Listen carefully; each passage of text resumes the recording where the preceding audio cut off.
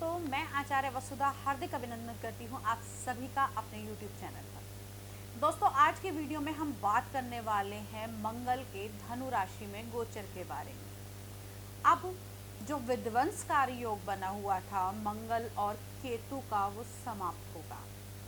बहुत सारी दुर्घटनाएं हुई इस समय में, बहुत लोगों के एक्सीडेंट हुए, मतलब किसी भी प्रकार की कभी कोई प्राकृतिक आपदा आई, इस प्रकार की जो चीजें हुई वो अब सब समाप्त हो जाएंगी। मंगल का धनु राशि में प्रवेश, साथ में यहाँ पर शुक्र भी विराजमान है, तो शुक्र इस समय वक्री स्थिति में होंगे। तो अब मंगल देव जो धनु राशि में आए हैं, कैसा रहेगा आपकी राशि पर इनका प्रभाव, आइए जानते हैं इस वीडियो में। और साथ ही साथ सबसे पहले ये समझ लेते हैं मंगल हमारे जीवन में, हमारी कुंडली में क्या महत्व रखते हैं। दोस्तों, मंगल रक्त का कारक है, मंगल ऊर्जा का कारक है, मंगल भाई का कारक है, मंगल कहीं ना कहीं एनर्जी का कारक है, मंगल साहस, बल और पराक्रम का कारक है, और मंगल खाद्य पदार्थों से जुड़े हुए लोगों के कार्य क्षेत्र का भी माना जाता है। मंगल कहीं ना कहीं अगर आप बिल्डिंग मटेरियल का काम करते हैं, भूमि का कार्य करते हैं, तो यहाँ पर मंगल आपके लिए बहुत ही लाभकारी रहता है। तो अब इन मंगल देव का धनु राशि यानी कि गुरु की राशि, जो इनके मित्र की ही राशि है, इनकी राशि में ये गोचर कैसा रहेगा, आइए जानते हैं। मेष राशि वालों की यदि मैं बात करूं तो यहाँ पर मंगल आपके अष्टम भाव के और आपके लगन के स्वामी होकर आपके भाग्य भाव में विराजमान होंगे। तो ये गोचर बहुत ही अच्छा रहेगा आपके लिए। साथ ही साथ यहाँ से मंगल देव आपके चतुर्थ भाव, तीसरे भाव और 12वें भाव सभी को एक्टिवेट करेंगे, तो आपके बल पराक्रम के अंदर वृद्धि होगी, क्योंकि अपने ही भाव पर दृष्टि डाल रहे हैं। साथ ही साथ यदि आप भूमि खरीदना चाहते थे तो भूमि का सुख भी इस समय में मिल सकता है। 12वें भाव पर दृष्टि कहीं ना कहीं हो सकता है आपकी हेल्थ से जुड़े हुए कुछ इश्यूज इस समय बन जाएं, क्योंकि जहां पर मंगल आपके लगन का स्वामी है, वहीं आपके अष्टम भाव का स्वामी भी माना जाता है। अब बात करते हैं वृषभ राशि वाले जातकों के बारे में। तो दोस्तों, वृषभ राशि वाले जातकों की बात करूं तो यहाँ पर आपके सप्तम भाव के स्वामी का अष्टम भाव के अंदर आना कहीं ना कहीं आपके लाइफ पार्टनर की हेल्थ से जुड़े हुए इश्यूज इस समय में हो सकते हैं। साथ ही साथ आपकी पार्टनरशिप में भी इस समय में खटास आ सकती है। तो और साथ में ये अष्टम का मांगलिक दोष भी बना रहा है, तो अपने लाइफ पार्टनर की हेल्थ का इस समय में बहुत अधिक ध्यान रखें। और अगर हम दूसरी बात कहें तो यहाँ पर आपको अपने बल पराक्रम पर थोड़ा संयम रखने की आवश्यकता रहेगी, और साथ ही साथ लीगल वर्क में थोड़ा ध्यान देने की आवश्यकता है। अब बात करते हैं हम मिथुन राशि वाले जातकों के बारे में। तो दोस्तों, मिथुन राशि की अगर मैं बात करूं तो आपके छठे भाव के स्वामी का सप्तम भाव के अंदर गोचर, कहीं ना कहीं अगर आपका लोन का कोई कार्य था या फिर कोई आपने ऐसा रिस्की कार्य किया हुआ था, कोई शेयर मार्केट के शेयर्स उठाए हुए थे, तो वो यहाँ से वो थोड़ा सा प्रॉफिटेबल हो सकता है। लेकिन इस समय में आपके अंदर गुस्सा अधिक रहेगा, क्योंकि मंगल यहाँ सप्तम भाव में विराजमान होकर आपके लगन को दृष्टि देंगे और आपके गुस्से को थोड़ा सा बढ़ा सकते हैं। हाँ, आपके लाइफ पार्टनर के साथ में आप टाइम अच्छा स्पेंड करेंगे तो बहुत ही लाभकारी रहेगा आपके लिए। और साथ ही साथ यही आपके 11वें भाव के स्वामी भी आपके सप्तम भाव में हो रहे हैं, आ रहे हैं, तो कहीं ना कहीं आपकी इच्छाओं की पूर्ति, अगर कोई ऐसा आपका रिलेशन चल रहा था जिसको आपको लग रहा था कि इस समय में सॉर्ट आउट हो जाए, तो वो यहाँ से सॉर्ट आउट होता हुआ दिखाई देगा। अब बात करते हैं हम कर्क राशि वाले जातकों की। तो दोस्तों, कर्क राशि की अगर मैं बात करूं तो आपके दशम भाव के स्वामी का छठे भाव के अंदर आना, कहीं ना कहीं आप अपने बिजनेस को आगे बढ़ाने के लिए लोन्स के लिए अप्लाई करेंगे कुछ।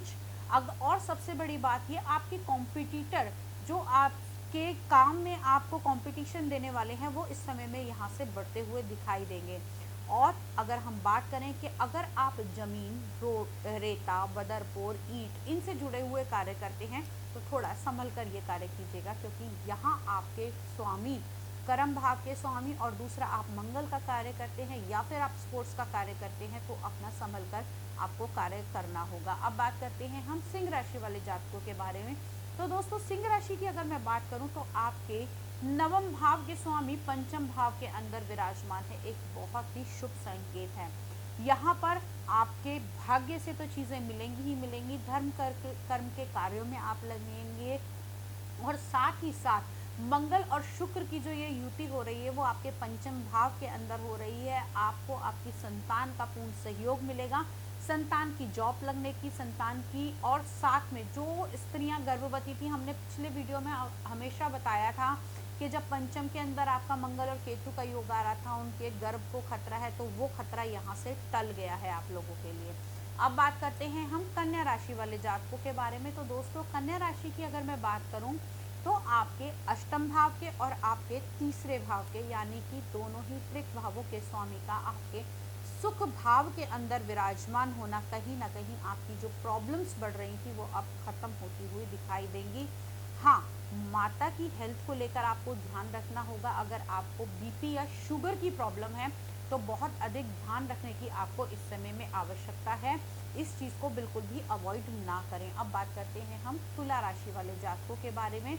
तो दोस्तों, तुला राशि की अगर मैं बात करूं तो आपके दूसरे घर के और आपके सातवें घर के स्वामी, जी हाँ, यानी कि आपके धन संचय परिवार के स्वामी का तीसरे भाव के अंदर, यानी कि बल पराक्रम के घर के अंदर आना, कहीं ना कहीं परिवार में छोटी मोटी आपस में अनबन हो सकती है। साथ ही साथ यहाँ पर सप्तमेश का आपके तीसरे भाव में आना, हालांकि आपके लाइफ पार्टनर के साथ आपकी अच्छी चल रही होगी, लेकिन इस समय में थोड़ी सी खटपट होने की संभावनाएं बनती हैं। तो आपको सबसे अधिक अपनी वाणी पर और अपने मित्रों के साथ में बहुत ही अधिक बनाकर इस समय में रखनी पड़ेगी। अब बात करते हैं हम वृश्चिक राशि। आपके तो लगन के स्वामी हैं जो कि दूसरे भाव में आए हैं, पैतृक संपत्ति के योग बनाएंगे। साथ ही साथ आपकी वाणी को थोड़ा सा कठोर कर देंगे और आपके बोलने के तरीके से लोग प्रभावित होंगे। आप बड़े ही भारी शब्दों का इस समय इस्तेमाल करेंगे। अगर हम बात करें आपके भाई के सहयोग का भी इस समय में चांसेस बनते हैं। लेकिन छठे का स्वामी जहां दूसरे भाव के अंदर आ रहा है, तो यानी कि आपके शत्रु कहीं ना कहीं आपके ऊपर हावी होने की इस समय में कोशिश करेंगे, तो बहुत ही संभल कर चलिएगा। कोर्ट केस कचहरी इत्यादि के कार्यों में अगर आप जुड़े हुए हैं तो थोड़ा सा ध्यान रखिएगा। हालांकि आपके लग्नेश हैं, लेकिन फिर भी इतनी दिक्कत आपको नहीं होने देंगे। अब बात करते हैं हम धनु राशि वाले जातकों के बारे में।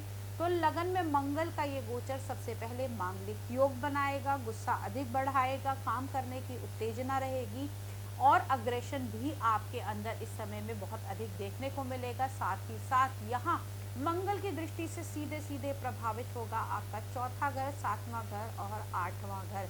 तो कहीं ना कहीं सुख समृद्धि, पारिवारिक सुख और हेल्थ से जुड़े हुए कुछ इश्यूज आपको आ सकते हैं, तो थोड़ा सा ध्यान रखने की आपको आवश्यकता है। मंगल के मंत्रों का जाप करें। मंगलवार के दिन मूंग की लाल मसूर की दाल का दान करें तो आपके लिए बहुत ही लाभकारी रहेगा। अब बात करते हैं हम कुंभ राशि वाले जातकों के बारे में। तो दोस्तों, कुंभ राशि की यदि मैं बात करूं तो 11वें और चतुर्थ भाव का स्वामी आपके 12वें भाव के अंदर जाएगा, थोड़ा सा दिक्कतें बढ़ाएगा, कामकाज और साथ ही साथ आपके सुख समृद्धि ऐश्वर्य में इस समय हल्की हानि होने की संभावनाएं बनती हैं। हालांकि आपके 11वें भाव के स्वामी हैं, लेकिन 11वें भाव का स्वामी अपने से दूसरे भाव के अंदर आएगा। कुछ प्रॉफिट तो आपको देगा, कुछ पैसा तो आपके पास आएगा, लेकिन वो जो पैसा आएगा आपकी सुख शांति छीनने के बाद आएगा, यानी कि आपको बहुत अधिक मानसिक परेशानी इस समय में भोगने को मिल सकती है। अब बात करते हैं हम कुंभ राशि वाले जातकों के बारे में। तो दोस्तों, कुंभ राशि की यदि मैं बात करूं तो कर्म भाव का स्वामी 11वें भाव के अंदर आएगा, बहुत ही लाभकारी रहेगा। काम में बढ़ोतरी होगी, प्रॉफिट्स रुके हुए मिलेंगे। साथ ही साथ तीसरे भाव यानी कि बल पराक्रम भाई योग के जो स्वामी है वो 11वें भाव के अंदर, तो परिवार का पूरा सहयोग, भाइयों का पूरा सहयोग, सोशल लाइफ का आपको पूरा सहयोग मिलेगा। कार्य क्षेत्र में बढ़ोतरी होगी, प्रॉफिट्स नए आएंगे, तो ओवरऑल आपके लिए ये बहुत ही अच्छा रहने वाला है। अब बात करते हैं हम मीन राशि वाले जातकों के बारे में। तो आपके मीन राशि वाले जातकों के तो ये नवम भाव के और दूसरे घर के, यानी आपका पारिवारिक धन संचय और साथ ही साथ आपके भाग्य भाव के स्वामी का नवम भाव के अंदर धर्म कर्म के कार्यों में लगेंगे। साथ ही साथ अपने कार्यस्थल पर आपको बहुत अधिक अग्रेशन रहेगा, लेकिन आपको बहुत अधिक अपने जो आपके सबॉर्डिनेट होंगे या आपके साथ जो सहकर्मी होंगे उनके साथ आपको बना के चलनी है। कहीं भी आपके छोटे से भी अपशब्द और कड़वा बोलना आपके काम में नुकसान आपको दे सकता है। इस समय में आप अपने कर्म स्थान पर यदि लाल रंग के गुलाब रखते हैं तो बहुत ही प्रॉफिटेबल आपके लिए रहेगा। दोस्तों 12 राशियों के लिए मंगल का ये गोचर कैसा रहेगा हमने आज बात की। अब तक बहुत ही विध्वंसक योग बना था, बड़ी सारी दिक्कतें आई, परेशानियां आई, मंगल और केतु बड़े सारे एक्सीडेंट भी कराए, आगजनी भी कराई, दिक्कतें भी दी, लेकिन अब ये योग खत्म हो गया है। अब आगे मंगल मंगल ही करे, ऐसी मनोकामना के साथ आज के वीडियो से विदा लेती हूँ। और हाँ, यदि आप मुझसे परामर्श लेना चाहते हैं तो स्क्रीन पर दिए हुए नंबर पर मुझे संपर्क कर सकते हैं, मुझसे बात कर सकते हैं। अगले वीडियो में फिर मुलाकात करते हैं, तब तक के लिए जय मां भगवती।